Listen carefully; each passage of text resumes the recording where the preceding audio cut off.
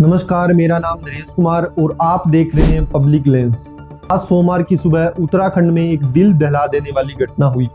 उत्तराखंड के अल्मोड़ा में एक भयावह सड़क हादसे ने कई परिवारों की दुनिया उजाड़ दी।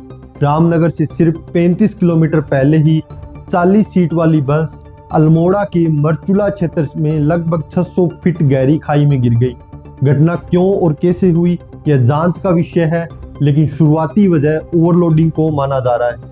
इस हादसे में 36 मासूम लोगों ने जान गंवा दी, जबकि कई लोग गंभीर रूप से घायल बताए जा रहे हैं। हादसे के बाद लगभग 1 घंटे तक स्थानीय लोगों ने रेस्क्यू का काम किया और उसके बाद एसडीआरएफ व पुलिस की टीम ने राहत और बचाव कार्य को आगे बढ़ाया। कुछ गंभीर रूप से घायल यात्रियों को एयरलिफ्ट कर एम्स ऋषिकेश और हल्द्वानी के अस्पतालों में भर्ती कराया गया। दुर्घटना स्थल पर चीख पुकार और दहशत का मंजर कुछ ऐसा था जिसे देख किसी का भी दिल कांप जाए। 40 सीटर बस में लगभग 55 लोग सवार थे। यह साफ तौर पे दिखता है कि बस ओवरलोडिंग थी, लेकिन ये सिर्फ एक हादसे की कहानी नहीं है, ये हमारे सिस्टम की लापरवाही और अनदेखी का एक नमूना है। हर बार की तरह इस हादसे के बाद भी संवेदनाएं व्यक्त की गई। मुख्यमंत्री पुष्कर सिंह धामी ने तुरंत दुर्घटना पर शोक जताया और मृतकों के परिजनों को 4 लाख रुपए की सहायता राशि देने की घोषणा की, जबकि घायलों को 1 लाख रुपए की मदद देने की बात कही। प्रधानमंत्री नरेंद्र मोदी, राष्ट्रपति और कई अन्य बड़े नेताओं ने इस दर्दनाक घटना पर शोक व्यक्त किया है।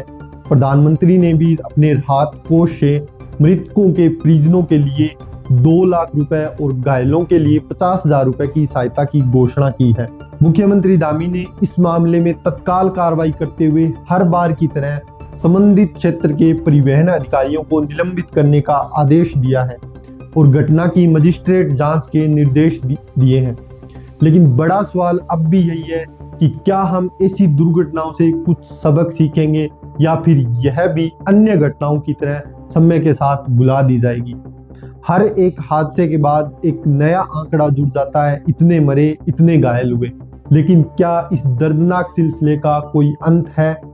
काश हमारी संवेदनाएं, हमारी सहानुभूतियां और हमारी मदद किसी बड़ी दुर्घटना का इंतजार किए बिना ही जागृत हो पाती। और अब किसी भी हादसे के बाद सुधार होते हुए नहीं दिख रहे। अगर सच में ग्राउंड पर कुछ रिफॉर्म हुए होते तो यह हादसों का क्रम यूं ही नहीं जारी रहता। अगर पिछले साल के एक बड़े हादसे की बात करें तो अक्टूबर 2023 में नैनीताल के कालाडूंगी कॉर्बेट म्यूजियम तिराहे के पास एक हादसा हुआ। इस हादसे में हिसार हरियाणा के पर्यटकों से भरी एक बस 200 फीट गहरी खाई में गिर गई थी, जिसमें 7 लोगों की मृत्यु हुई और 26 लोग घायल हुए। बस ओवरलोड थी और नियंत्रण खोते हुए खाई में गिर गई। अक्टूबर 2022 पौड़ी गढ़वाल, यहाँ एक दुर्घटना होती है जिसमें एक शादी में शामिल मेहमानों की बस 500 फीट गहरी खाई में गिर गई। इसमें 32 लोगों की जान गई। दुर्घटना के पीछे लापरवाही होना बताया गया। 1 जुलाई 2018 को पौड़ी जिले के ही भोन पीपली मोटर मार्ग पर 61 सवारियों से खचाखच भरी बस गहरी खाई में गिर गई। उस हादसे में 16 महिलाएं, 22 पुरुष और 10 छोटे बच्चों ने अपनी जान गंवाई। उस हृदय विदायक दृश्य को देखकर वहां मौजूद हर शख्स रो पड़ा था, क्योंकि एक ही गांव के लोग होने की वजह से पूरे क्षेत्र में कोहराम मच गया था। इस हादसे का कारण ड्राइवर की गलतियां और वाहन का ओवरलोडिंग होना बताया गया। हर हादसे की तरह इस हादसे में भी लिपापोती हुई, जो हमें अक्सर देखने को मिलती है।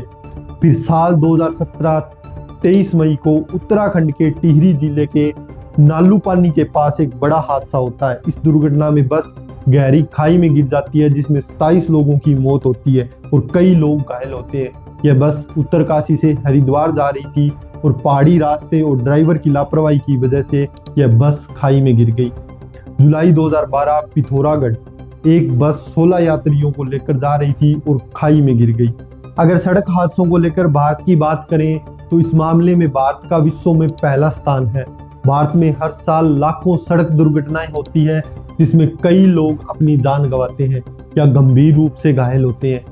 यह दुर्घटनाएं मुख्य रूप से ओवर स्पीडिंग, ट्रैफिक नियमों का उल्लंघन, खराब सड़कों की स्थिति और वाहनों की तकनीक समस्याओं के कारण होती है। इसमें जनता और सरकार दोनों ही गंभीर रूप से जिम्मेदार है। जहां सरकार जांच और मुआवजे के नाम पर पल्ले झाड़ लेती है, वहीं लोग सरेआम सड़कों पर यातायात नियमों की धज्जियां उड़ाते हैं। सड़क पर सुरक्षा को लेकर सरकार विभिन्न उपाय कर रही है, लेकिन जागरूकता और नियमों का पालन जरूरी है ताकि इन दुर्घटनाओं पर लगाम लगाई जा सके। आप देख रहे हैं पब्लिक लेंस। खबरों के लिए हमारे साथ जुड़े रहिए। धन्यवाद। जय हिंद।